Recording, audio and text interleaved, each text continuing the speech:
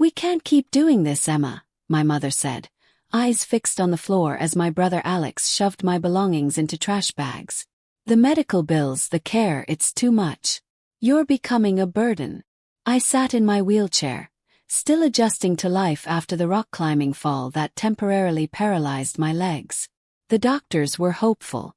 With rehab I could walk again. But my family had already made up their minds. "Mom, I just need a few more months," I pleaded, watching Alex toss my books and photos like they were junk. "The doctor said with therapy." "We're not a hospital," she cut me off. "Your brother needs the spare room for his office. And we can't keep carrying you up and down the stairs." The irony stung.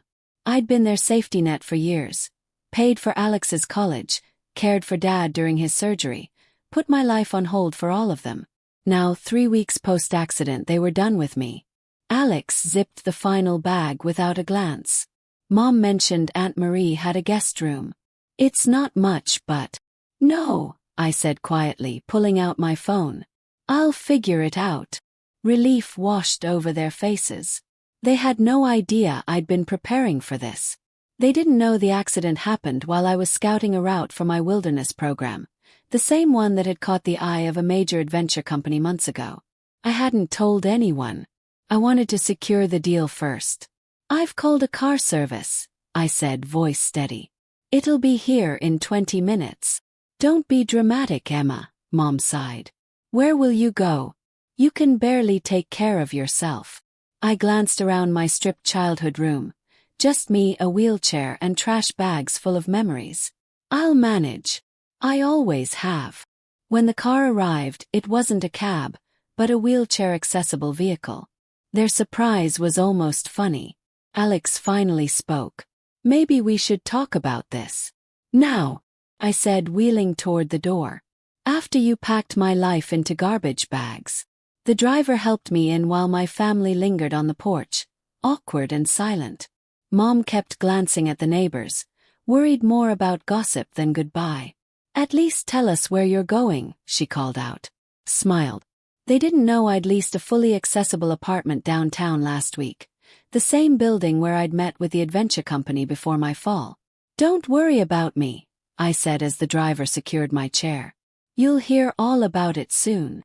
As we pulled away, I saw their confused faces in the rearview mirror. They expected me to crumble, to beg. But this injury hadn't broken me, it had clarified everything. While in the hospital, I'd finalized the biggest deal of my career. The contract was signed 2 days before they tried to toss me out. My phone buzzed. A message from the CEO. "Everything's set for next week's announcement. The media's excited about our new adaptive adventure program director." I texted back a confirmation and silenced the incoming messages from Mom. They could wait. I had rehab to focus on. And a revolutionary program to launch. Let them think they abandoned me. In 3 months, when my story hit the headlines, they'd understand what they gave up. The driver glanced back. "You okay back there, miss?" Smiled. "Never better. Sometimes getting kicked out is exactly the push you need." The staff at the rehabilitation center were amazed by my progress. "Your determination is remarkable," Dr. Santos said during one session as I powered through another set of exercises. "Most patients take much longer to reach this stage." What she didn't know was that every time my muscles screamed, I saw my mother's cold expression. Every time I wanted to stop, I remembered Alex tossing my life into garbage bags. Pain became fuel. Rejection became my motivation. My phone had stayed quiet for weeks. After a flurry of guilty texts from Mom and a few half-hearted ones from Alex, the silence settled. According to Aunt Marie, they were telling people I was recovering at a special facility. A neat little lie to protect their image. Then, the day before the big announcement, I got a surprise visitor. Sarah, my childhood best friend and next-door neighbor to my parents, dropped by. "You won't believe this," she said, dropping onto my couch. "Your mom's throwing a party for Alex. Big promotion. She's invited half the neighborhood." I wheeled into the kitchen, pouring us both some tea. "Let me guess, she's told everyone I'm too unwell to attend." Sarah nodded. She says you're resting. I thought you'd want to know. I couldn't help but laugh. Perfect timing. What do you mean? I handed her the embargoed press release scheduled for tomorrow. She read it in stunned silence.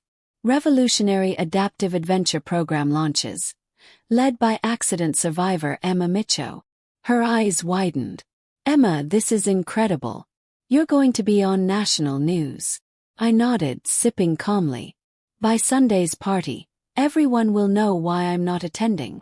The next morning everything exploded. At 7 a.m. my phone lit up with non-stop notifications. The story was everywhere. Outdoor educator turns tragedy into triumph. Emma Micho to lead first-of-its-kind adaptive adventure program. My inbox flooded with interview requests. The narrative was perfect. A young woman who overcame injury and betrayal to empower others like her. At noon, Aunt Marie called, her voice barely hiding amusement. Your mom saw the news. Oh, I replied flat. She was at the salon prepping for the party. Someone showed her the article. She knocked over a whole tray of hair dye. I could picture it. Mom, hair half finished, trying to keep her mask on as her carefully crafted story collapsed. The messages came quickly after that. From Alex. Why didn't you tell us? We could have helped. From Mom. Emma, sweetheart, we need to talk. This is all a big misunderstanding. Even Dad chimed in after months of silence. Your mother's very upset. You should have discussed this with the family first. I replied simply. Like you discussed kicking me out. That evening, as I worked through rehab exercises in my building's sleek gym, Sarah sent updates from the neighborhood. Your mom's cancelled Sunday's party. She's sick. But everyone knows why. Your article is all over the local Facebook groups. I glanced at my reflection in the gym mirror. My arms were stronger now. My core more defined. I'd moved from a wheelchair to crutches last week, though I still used both as needed. My body had healed, yes. But more importantly, so had my spirit. Your recovery is incredible, Dr. Santos had told me. But it's your mental strength that's truly extraordinary. She was right. 3 months ago, I left my family's home broken. Not by my injury, but by their rejection. Now, I was thriving. Not despite what they did. Because of it. My phone buzzed again. Another message from Mom. Please, Emma. Let's talk as a family. We can fix this. Fix this. As if my success was the problem. As if my independence was an inconvenience they needed to manage. I wheeled to the floor-to-ceiling windows of my apartment, the city skyline glowing under twilight. Tomorrow I'd give my first live interview. In a week, we'd begin accepting applications for our adaptive adventure program. This was no longer the story of someone who got kicked out. This was the story of someone who rose. It was never about where I had been. It was about where I was going. Let them scramble to justify their actions. Let them twist the story to save face. I had bigger mountains to climb. The morning of my first live television interview happened to fall on the same day my family had originally planned Alex's celebration party. Instead of hosting guests, my parents were huddled around their TV, watching me on Good Morning America. I sat poised in my sleek wheelchair, a deliberate choice, even though I could now walk with crutches. Sometimes our greatest setbacks reveal our truest paths, I told the interviewer, voice calm and sure. This program isn't just about adaptive adventure sports. It's about proving that limitations can be invitations to innovate. The segment cut to footage of me leading a trial group in adaptive rock climbing, the same sport that caused my accident.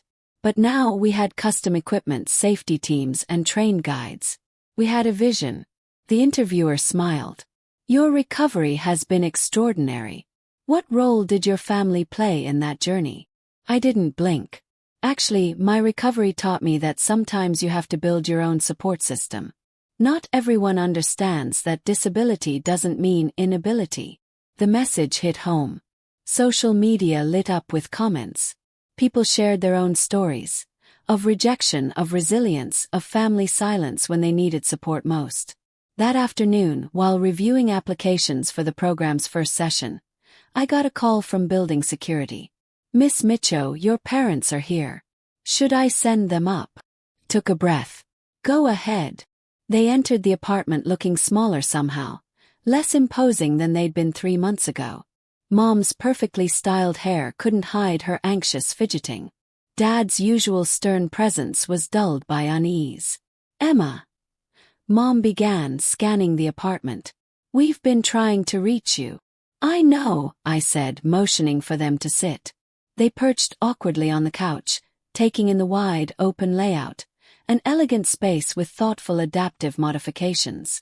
Floor-to-ceiling windows offered a panoramic city view that probably cost more than their entire house. Why didn't you tell us about the program? Dad finally asked. Would it have changed your decision to throw me out?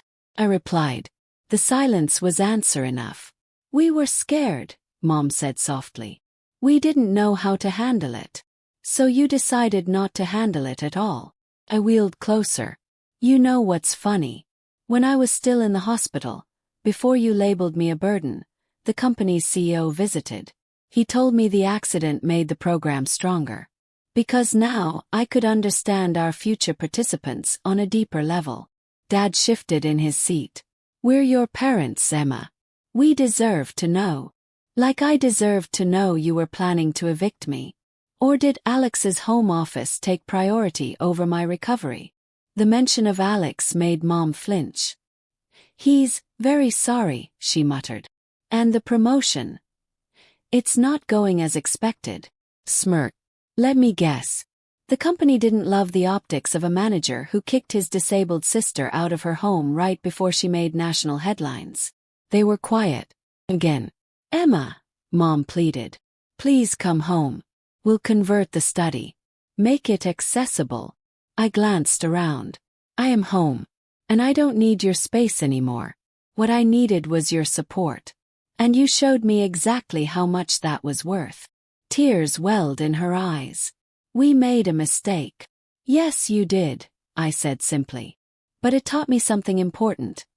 Sometimes the people we expect to lift us up are actually the ones holding us down. I rolled over to my desk and picked up a stack of folders. These are applications. Survivors. Fighters. People who refuse to let challenges define them. That's my family now. Dad stood slowly, voice thick with emotion. What can we do? How do we make this right? I handed them a brochure. Start by understanding that disability isn't a burden. This program gives people their confidence back, their strength, their independence. I met their eyes. You're welcome to donate. Anonymously, of course. They left shortly after, the brochure clenched tightly in Mom's manicured hand. As the door clicked shut, I felt the final weight of their rejection lift. My phone buzzed. A message from the CEO. Applications are flooding in after your interview. You're changing lives, Emma. I wheeled myself to the window. Below, I spotted my parents exiting the building. 2 small figures dwarfed by the very world they once shut me out of. They had tossed me aside when I was at my lowest. Now I was rising to heights they never imagined. Let them explain to their country club friends why they're no longer part of their daughter's success story. I had mountains to climb, lives to change, a future to build. Sometimes being kicked out isn't the end of your story.